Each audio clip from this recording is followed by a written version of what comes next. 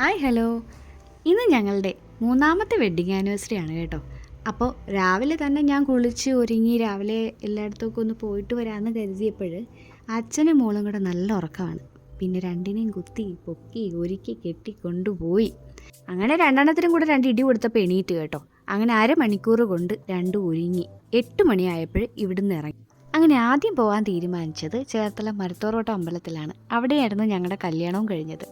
കല്യാണം കഴിഞ്ഞ ദിവസം നല്ല മഴയായിരുന്നു കേട്ടോ. അന്നത്തെ ദിവസം ഒരു രക്ഷയില്ലാത്ത മഴയായിരുന്നു തലേ ദിവസവും കല്യാണത്തിൻ്റെ അന്ന്. പക്ഷെ ഇന്ന് നോക്കിക്കേ, ഒരു മഴയുമില്ല, ഒന്നുമില്ല, ശാന്തമായ ഒരു അന്തരീക്ഷമായിരുന്നു. അങ്ങനെ അവിടെ ചെന്നു തൊഴുതു പ്രാർത്ഥിച്ചു. ഭാനുക്കുട്ടനെയും കൂട്ടി അടുത്ത സ്ഥലത്തോട്ട് പോകാൻ തീരുമാനിച്ചു. വളരെ ഇൻട്രസ്റ്റിംഗ് ആയിട്ടുള്ള ഒരു കല്യാണമായിരുന്നു കേട്ടോ. എല്ലാം പെട്ടെന്നായിരുന്നു. ഒരു 8:45 മുഹൂർത്തം. പക്ഷേ ഞാൻ എൻ്റെ വീട്ടിൽ നിന്ന് ഇറങ്ങിയത് 8 മണിക്ക്. ഇവിടുന്ന് വീട് വരെ ഒരു 20 കിലോമീറ്റർ അടുത്തുണ്ട്. ഒറ്റ വിടലായിരുന്നു കേട്ടോ. അതെൻ്റെ ജീവിതത്തിൽ ഞാൻ മറക്കത്തില്ല. ഞാൻ പന്തലിൽ എത്തുമെന്ന് വരെ എനിക്ക് സംശയമായിരുന്നു. അതുപോലത്തെ മഴയും എന്താ പറയുക, അതുപോലത്തെ സ്പീഡിലുമായിരുന്നു എന്നെ കൊണ്ടുവന്നത്. 100 വിട്ടുവരുമായിരുന്നു. അങ്ങനെ കുറേ കാര്യങ്ങളാണ് കല്യാണം. ഇതൊക്കെ ഓർക്കുമ്പോഴും നമുക്ക് പല പല കാര്യങ്ങളൊക്കെ ഇങ്ങനെ ഓർമ്മ വരും. അങ്ങനെ എൻ്റെ ഏറ്റവും ഫേവറേറ്റ് ആയിട്ടുള്ളൊരു സ്ഥലമാണ് കേട്ടോ അർത്തിങ്കപ്പള്ളി. അവിടെ വന്നു, എന്താ പറയുക, കുറേ നേരം അവിടെ നമുക്ക് അത്യാവശ്യം ഇപ്പോൾ പെരുന്നാളൊക്കെ നമുക്ക് ജാനുവരി തുടങ്ങുമ്പോൾ അവിടെ പെരുന്നാളാണ്. പിന്നെ ഇനി അങ്ങോട്ട് ആഘോഷങ്ങളാണ്. പിന്നെ അതിന് മുന്നേ നമുക്ക് തുമ്പോളിയിൽ പെരുന്നാൾ വരുന്നു, അത് കഴിഞ്ഞ് മുല്ലക്കൈ ചിറപ്പ് വരുന്നു, പിന്നെ നമ്മുടെ അർത്തിങ്കപ്പള്ളി.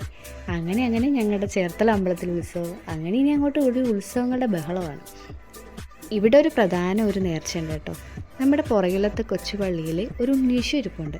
ആ ഉണ്ണീശോയ്ക്ക് ഒരു ഉടുപ്പ് നേർച്ച കൊടുക്കുകയാണെങ്കിൽ നമ്മുടെ കുഞ്ഞുങ്ങൾക്ക് എന്തെങ്കിലും ഒരു അസ്വസ്ഥതയോ അല്ലെങ്കിൽ അവരുടെ ജീവിതത്തിൽ ഏറ്റവും നല്ലൊരു കാര്യവും ബർത്ത്ഡേ പോലുള്ള എന്തെങ്കിലുമൊക്കെ വരുവാണെങ്കിൽ ഉണ്ണീശോയ്ക്ക് ഒരു ഉടുപ്പ് കൊടുക്കുന്നത് വളരെ നല്ല കാര്യമാണ് കേട്ടോ.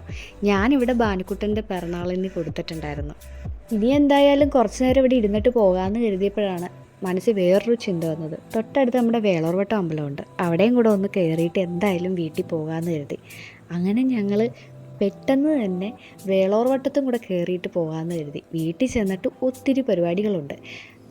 സദ്യ, അങ്ങനെ പരിപാടികളെന്ന് പറയാനായിട്ട് അങ്ങനെ അതൊന്നും അല്ല കേട്ടോ. ഈ സെലിബ്രേഷൻസ് അല്ല, എനിക്ക് ഈ സദ്യയും കാര്യങ്ങളൊക്കെ ഇണക്കണം. കാര്യം ചേട്ടൻ 41 ദിവസത്തെ വ്രതമായത് കൊണ്ട് നമുക്ക് എന്തായാലും ഈ പറയുന്ന പോലെ നോൺ ഐറ്റംസ് ഒന്നും ഇല്ല. അപ്പോൾ ചേട്ടന് സദ്യ കൊടുക്കണം. ഭാനുക്കുട്ടന് ഇതൊക്കെ ഭയങ്കര ഇഷ്ടമാണ്, ഇലയിലൊക്കെ കഴിക്കാൻ. അപ്പോൾ അവന് വേണ്ടിയിട്ടും കൂടെയാണ് ഞാൻ ചെയ്തത്. പിന്നെ ഞങ്ങൾ രാവിലത്തെ ഫുഡ് പുറത്തുനിന്ന് കഴിച്ചു. കാര്യം ഇവിടെ വന്നിട്ട് വെച്ച് കഴിഞ്ഞാൽ പിന്നെ അത് ഉച്ചയാകും. അതിനേക്കാട്ടും നല്ലത് നമ്മൾ ഫുഡ് ഒരുക്കാനായിട്ട് എല്ലാം സെറ്റാക്കി വെച്ചു. അങ്ങനെ സദ്യ ഒരുക്കാനായിട്ട് കയറി. ഒറ്റയ്ക്കായിരുന്നു കേട്ടോ. അന്നത്തെ ദിവസം ഞാൻ മാത്രം എൻ്റെ അടുക്കളയിൽ ഒറ്റയ്ക്ക് ഇരുന്ന് എല്ലാം ഇണക്കി. അങ്ങനെ വലിയ രീതിക്കൊന്നും ഇല്ല, എന്നാലും അത്യാവശ്യം ഫുഡും കാര്യങ്ങളൊക്കെ ഉണ്ടാക്കി. പെട്ടെന്നുണ്ടാക്കിയ സാമ്പാർ, പച്ചടി, കിച്ചടി, അവിയൽ, തോരൻ, അത് ഇത് എന്നൊക്കെ പറഞ്ഞിട്ട് എനിക്ക് തോന്നുന്നു ഏതാണ്ടൊക്കെ ഞാൻ ഉണ്ടാക്കി. പിന്നെ ഞങ്ങളുടെ ഇവിടെ മാത്രം പറഞ്ഞു ചെയ്യിപ്പിച്ച ഒരു കുഞ്ഞു പപ്പടം, അതും കുറച്ച് ചുട്ടു. അങ്ങനെ എല്ലാം സെറ്റാക്കി അച്ഛനെയും മോളെയും കൂടെ വാഴയില വെട്ടാൻ വിട്ട്. അവിടെ നിന്ന് വാഴയിലയും വല്ലോടെയും പറമ്പില്ലാണ് കേട്ടോ. നമ്മുടെതൊക്കെ പോയി. കാര്യം മഴ വീണ് കയറിപ്പോയി. അപ്പോൾ പിന്നെ അപ്പുറത്തുനിന്ന് ഞാൻ 2-3 വാഴയിലയും വെട്ടിച്ച് ഭാനുക്കുട്ടനെ ഇരുത്തി.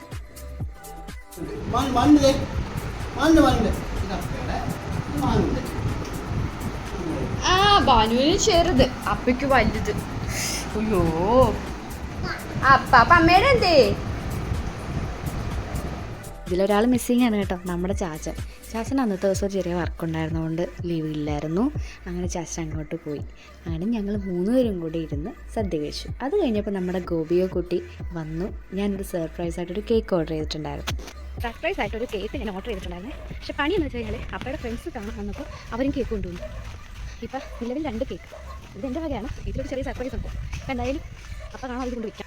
അങ്ങനെ അച്ഛനും മോളും നടക്കാനിറങ്ങിയതൊക്കെ നോക്കി ഞാൻ കേക്ക് കൊണ്ട് വെച്ചിട്ട് നേരെ അവരുടെ കൂടെ വന്ന് കൂടി. അവിടുന്ന് ഞങ്ങൾ നടന്ന് പോയത് നേരെ നമ്മുടെ വീടിൻ്റെ എൻഡിങ്ങിലായിട്ട് നമുക്കൊരു ആർട്ട് കഫേ ഉണ്ടെന്ന് ഞാൻ പറഞ്ഞില്ലേ, ഇതിന് മുന്നത്തെ വ്ളോഗിൽ ഞാൻ ചെയ്തിട്ടുണ്ട്. അവിടെ പോയി ചായയും കുടിച്ചു, ഒരു പഴംപൊരിയും കഴിച്ചു. മഴയായിരുന്നു ആ സമയത്ത്. അങ്ങനെ മഴയും തോന്നിട്ട് നേരെ വീട്ടിൽ വന്നു. വീട്ടിൽ വന്നപ്പോൾ നമ്മുടെ കേക്കും കാര്യങ്ങളൊക്കെ ഞങ്ങൾ അറേഞ്ച് ചെയ്ത് വെച്ചിട്ടുണ്ടായിരുന്നു. അപ്പോൾ നമ്മളുടെ ഫാമിലി ഫ്രണ്ട്സും എല്ലാവരും എത്തിയിട്ടുണ്ടായിരുന്നു. ഇതാണ് ഞാൻ പറഞ്ഞ കേക്ക് കേട്ടോ.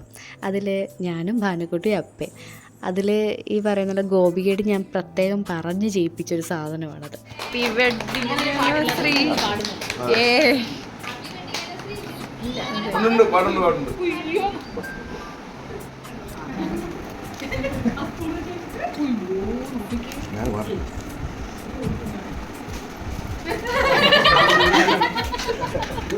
അങ്ങനെ രണ്ടാമത് അപ്പയുടെ ഫ്രണ്ട്സ് കൊണ്ടുവന്ന കേക്കും കൂടെ കട്ട് ചെയ്ത് ഞങ്ങൾ എല്ലാവരുമായിട്ട് ഷെയർ ചെയ്ത് കഴിച്ചു. പിന്നെ ഗോപികയുടെ കേക്ക് ഒരു രക്ഷയില്ലായിരുന്നു കേട്ടോ. അവൾ വീണ്ടും വീണ്ടും നമ്മളെ അത്ഭുതപ്പെടുത്തിക്കൊണ്ടിരിക്കുക. അങ്ങനെ ഒരു 9 മണിയൊക്കെ ആയപ്പോഴേ ഞങ്ങളെല്ലാവരും കൂടെ കൂടി ഫുഡൊക്കെ കഴിച്ചിട്ട് കുറേ നേരം സംസാരിച്ചിരുന്നു. നമുക്ക് ലൈഫിൽ ഏറ്റവും ബെസ്റ്റായി കിട്ടുന്ന മൊമെൻറ്റ്സൊക്കെയാണ് ഇതൊക്കെ. അപ്പോൾ വളരെ സന്തോഷമായിട്ട് 3 വർഷം കടന്നുപോയി. അപ്പോൾ എല്ലാവർക്കും ഈ ഒരു ചെറിയ വ്ളോഗ് ഇഷ്ടമായെന്ന് വിശ്വസിക്കുന്നു. നെക്സ്റ്റ് വീഡിയോ കാണുമായിരിക്കും. Take care.